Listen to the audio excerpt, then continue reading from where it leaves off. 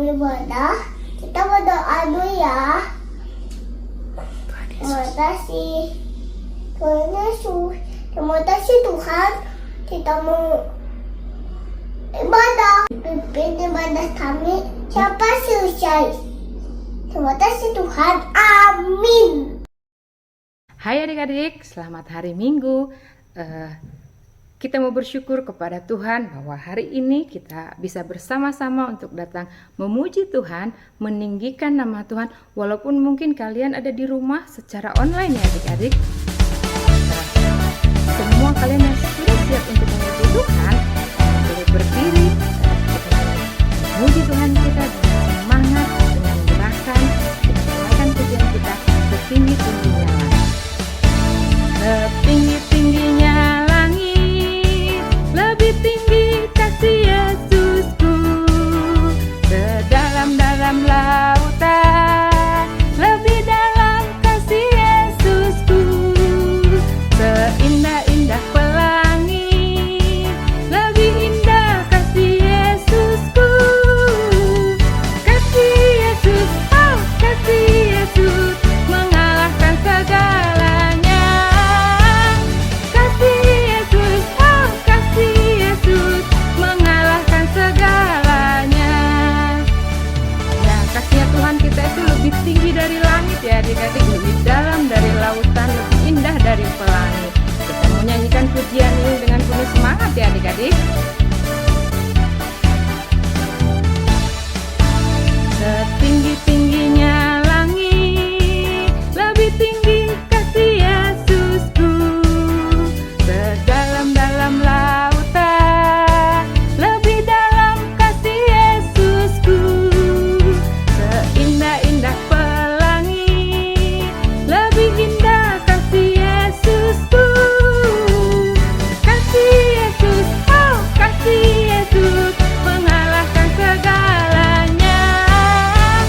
Kasih Yesus, oh kasih Yesus, mengalahkan segalanya. Kasih Yesus, oh kasih Yesus, mengalahkan segalanya. Kasih Yesus, oh kasih Yesus, mengalahkan segalanya. Mengalahkan segalanya. Yes, kasihnya Tuhan kita yang begitu ajaib bisa mengalahkan segala-galanya ya adik-adik. Dan kita anak-anaknya nih, kita mau jadi terangnya Tuhan. Kita akan sambung pujian kita akan naikkan Ku Mau Jadi Terang.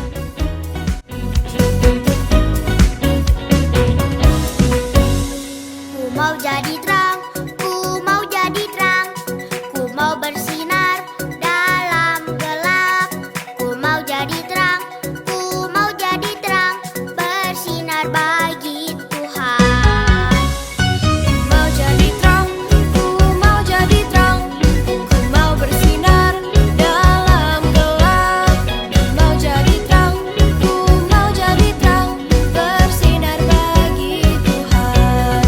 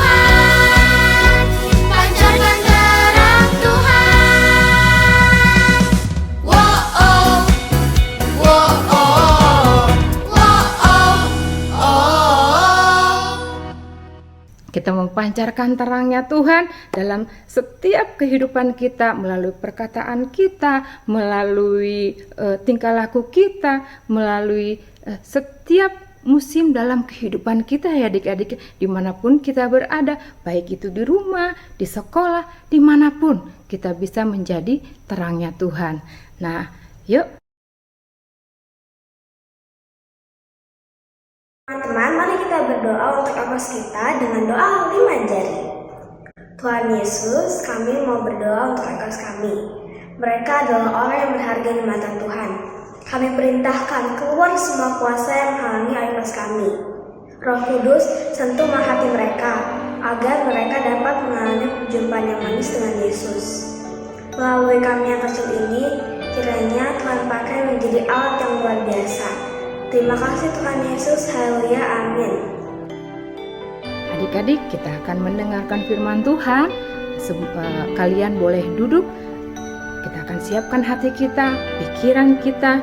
Kita memberikan yang terbaik untuk Tuhan. Kita datang menaikkan pujian kita, Kupuji Kau Yesus. Kau Tuhan tak pernah tertidur, selalu menjaga di setiap langkahku. Kasih-Mu selalu peliharaku, anugerah-Mu besar dalamku.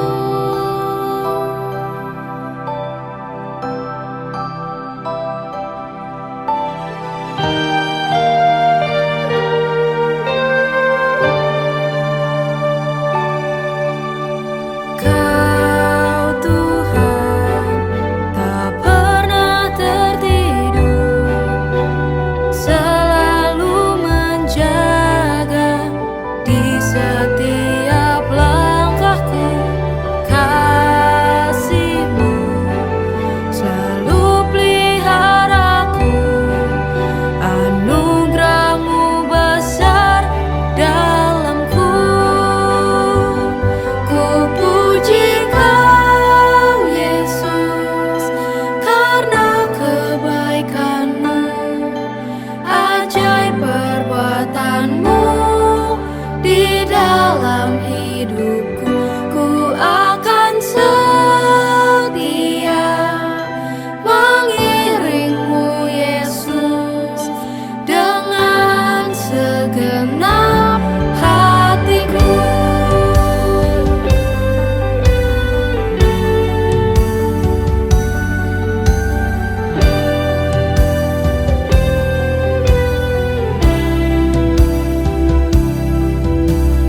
Kau Tuhan tak pernah tertidur, selalu menjaga di setiap langkahku. Kasih-Mu selalu peliharaku, anugerah-Mu besar dalamku. Ku puji Kau Yesus karena kebaikan-Mu, ajaib perbuatan-Mu di dalam hidupku. Ku akan setia mengiring-Mu Yesus dengan segenap hatiku. Mazmur 56 ayat 14. Sebab Engkau telah meluputkan aku daripada maut, bahkan menjaga kakiku sehingga tidak tersandung.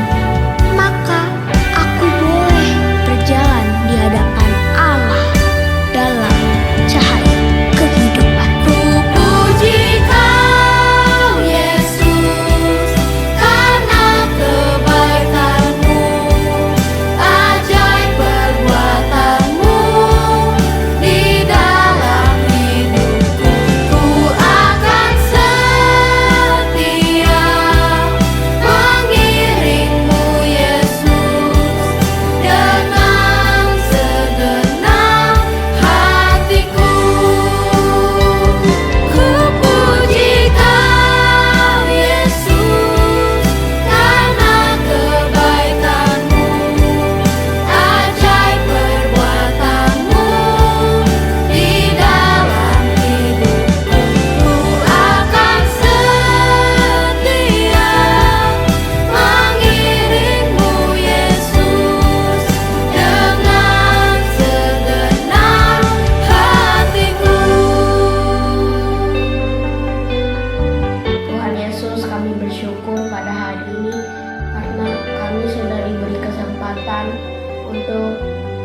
mendengar firman-Mu.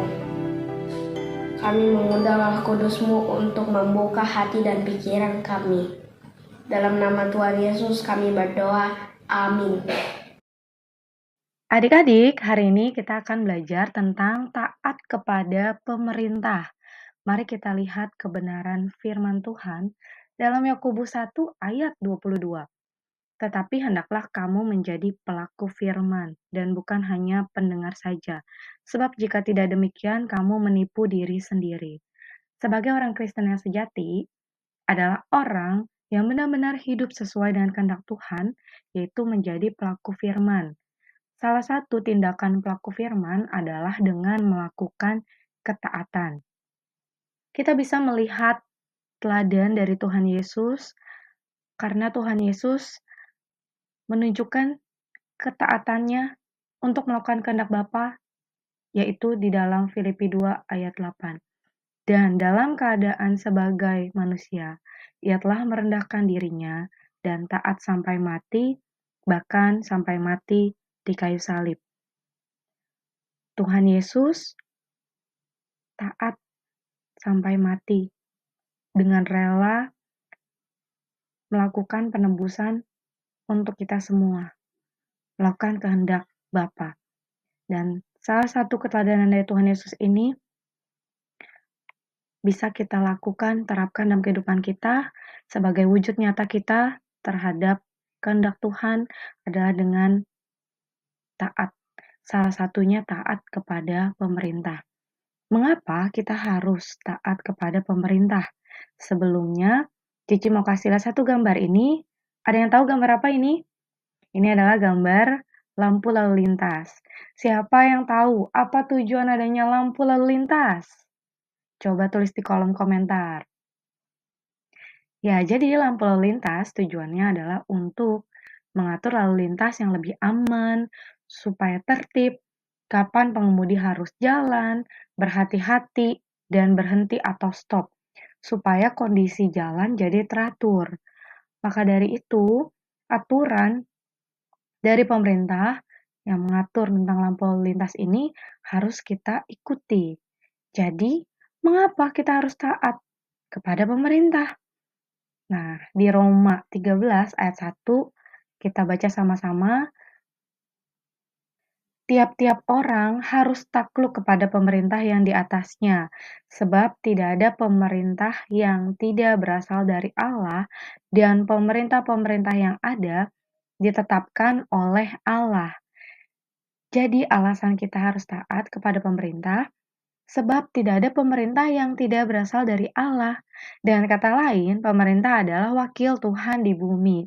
Dan bahkan tujuan Tuhan untuk mendirikan pemerintah-pemerintah adalah demi kepentingan manusia itu sendiri, agar manusia hidup secara tertib dan teratur. Bayangkan seperti tadi contoh yang Cici kasih, aturan lampu lalu lintas. Bayangkan jika di jalan raya tidak ada lampu lalu lintas. Pasti sangat kacau, bukan? Jika tidak ada aturan hukum yang berlaku, akan ada banyak kekacauan karena kejahatan yang terjadi. Nah, kalau seperti itu, takut sama pemerintah. Dikit-dikit nanti dihukum. Dikit-dikit ada konsekuensinya. Nah, kita lihat dulu kebenaran firman Tuhannya. Kita harus paham bahwa melawan pemerintah sama dengan melawan Allah. Dengan jelas di Roma 13 ayat 2, sebab itu barang siapa melawan pemerintah, ia melawan ketetapan Allah. Dan siapa yang melakukannya akan mendatangkan hukuman atas dirinya. Betul, jika kita melakukan kesalahan, kita bisa menerima hukuman. Tapi kita tidak perlu takut, karena kebenaran firman Tuhan dalam Roma 13 ayat 3 ini mengajarkan sesuatu kepada kita, dan kita harus pegang ayat ini. Sebab jika seorang berbuat baik, ia tidak usah takut kepada pemerintah, hanya jika ia berbuat jahat. Maukah kamu hidup tanpa takut terhadap pemerintah? Perbuatlah apa yang baik, dan kamu akan beroleh pujian daripadanya. Jadi, apakah kita perlu takut? Jawabannya, jika kita tidak berbuat jahat, kita tidak perlu takut. Jika kita berbuat baik, ya kita tidak perlu takut. Tapi contohnya, jika seorang mencuri, Mencuri adalah berbuat jahat, maka perlu takut karena pasti ada hukuman atas perbuatan jahat yang dilakukan. Jika kita tidak melakukan tindakan jahat, maka kita tidak perlu takut. Mari kita lihat lagi di Roma 13 ayat 5. Sebab itu perlu kita menaklukkan diri bukan saja oleh karena kemurkaan Allah, tetapi juga oleh karena suara hati kita. Nah, Cici mau kasih lihat terjemahan dari BIMK. Itu sebabnya saudara harus taat kepada pemerintah. Jadi kita harus taat bukan hanya karena saudara tidak mau dihukum. Pasti kita semua tidak mau dihukum, betul atau betul? Betul, tapi juga karena suara hati nuranimu. Ya, seringkali Tuhan Allah Roh Kudus sudah memberikan peringatan kepada kita di dalam suara hati kita untuk memperingatkan kita bahwa apa yang kita perbuat adalah sebuah pelanggaran terhadap Tuhan atau pemerintah. Namun, kita tetap saja melakukannya. Contohnya, tindakan mencontek. Kita tahu seringkali dalam suara hati kita nggak nyaman, kita nggak damai sejahtera. Tetapi itu dilakukan. Nah, contohnya mencontek. Menyuap atau menerima suap. Contoh kasusnya, misalnya kalau di sekolah ada murid yang nilainya dinaikkan, lalu kemudian bisa lulus karena orang tuanya melakukan tindakan suap, menyuap, ya. Nah, oleh karena itu, tindakan-tindakan ini adalah termasuk terhadap perbuatan jahat, menyuap atau menerima suap. Korupsi, kemudian tidak taat bayar pajak. Nah, ada satu quotes orang bijak bayar pajak. Nah, salah satu pelanggaran yang dilakukan mungkin ya karena tidak taat aturan pajak, tidak bayar pajak. Mencuri aliran listrik. Nah, ini adalah bentuk pelanggaran terhadap pemerintah juga, ya. Dan ini ada hukumannya kalau dilakukan. Ya, jadi siapa di sini yang ingin taat kepada pemerintah? Angkat tangannya. Nah, apa saja bentuk ketaatan kalian terhadap pemerintah? Apa hal yang bisa kita lakukan? Salah satunya adalah dengan tertib dan mengikuti aturan saat kita upacara bendera di sekolah. Saat kita menggunakan atribut seragam dengan lengkap, saat kita mengikuti upacara dengan baik, kemudian saat kita merayakan kemerdekaan Republik Indonesia nih, sebentar lagi 17 Agustus. Kalian bisa partisipasi untuk aktif dalam perlombaan ataupun perayaan di kemerdekaan Republik Indonesia.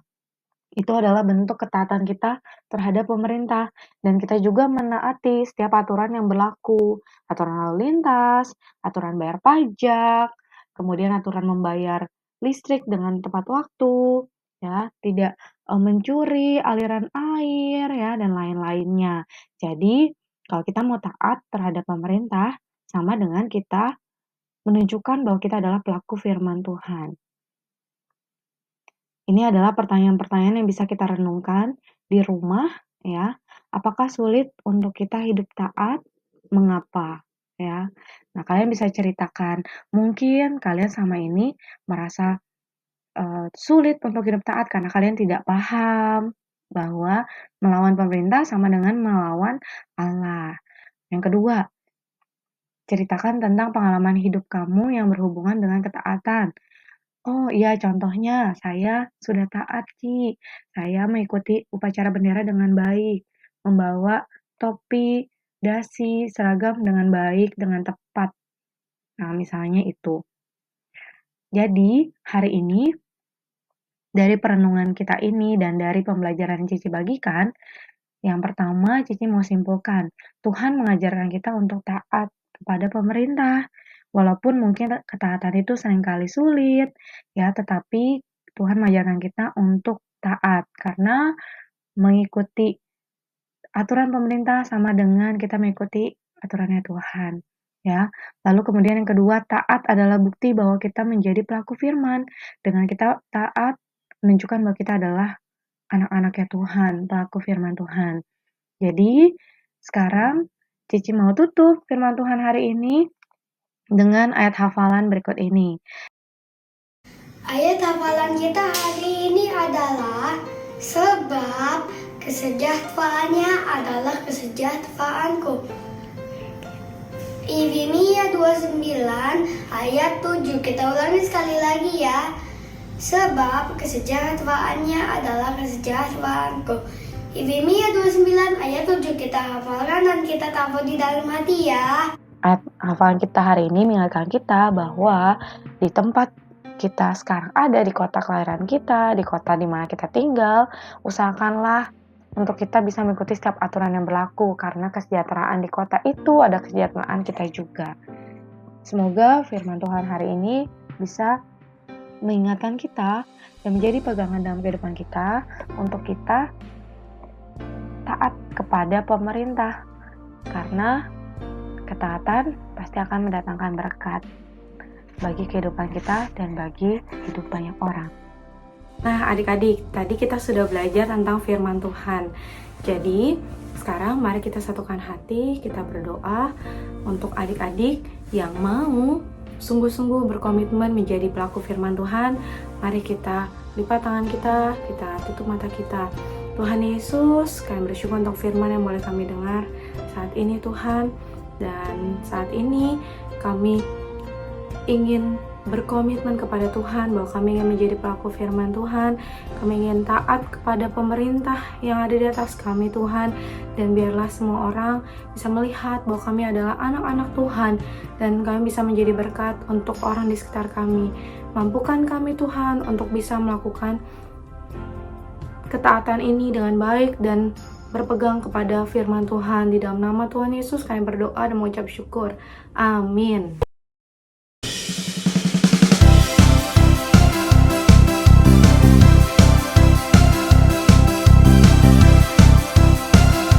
Jumpa lagi di Kid News.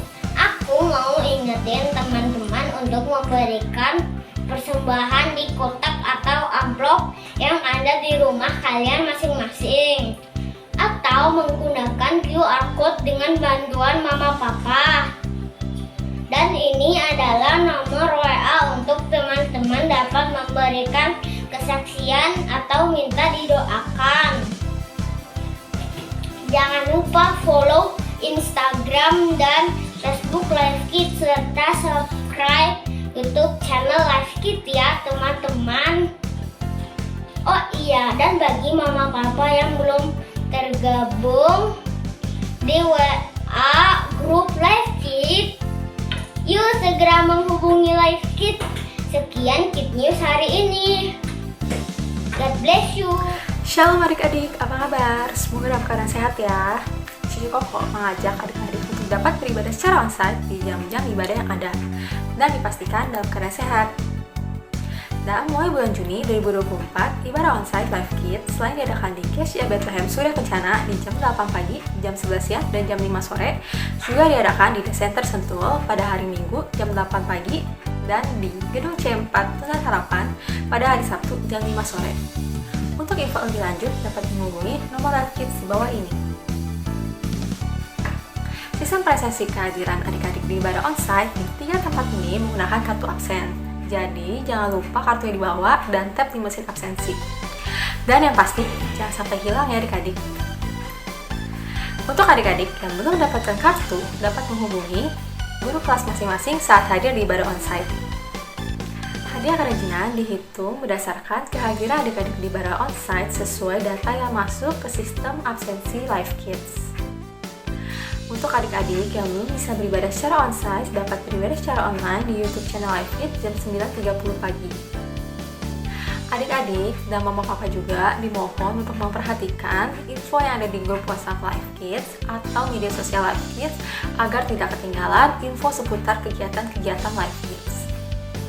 Demikian info yang dapat disampaikan. See you di onsite adik-adik. Tuhan Yesus memberkati.